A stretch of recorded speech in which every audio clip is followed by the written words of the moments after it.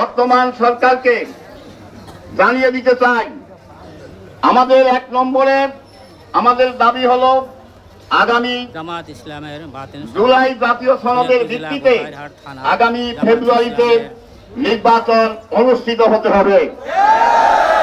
নির্বাচন দেশের জনগণের প্রাণের দাবি।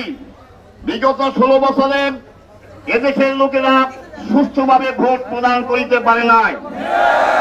বিধায় এদেশের জনগণ চায় সুষ্ঠুভাবে নির্বাচন দিতে, ভোটাধিকার প্রয়োগ করতে। এই জন্য আগামী ফেব্রুয়ারিতে নির্বাচন দিতে হবে। 2 নম্বরে জাতীয় নির্বাচনে উভয় পক্ষে পিআর পদ্ধতি চালু করতে হবে। পিআর পদ্ধতি ছাড়া বাংলাদেশে নির্বাচন হতে দেওয়া হবে না। জনগণ ধাপ্পাবাজির নির্বাচন করতে দিবে না, ভোট ডাকাতির নির্বাচন করতে দিবে না।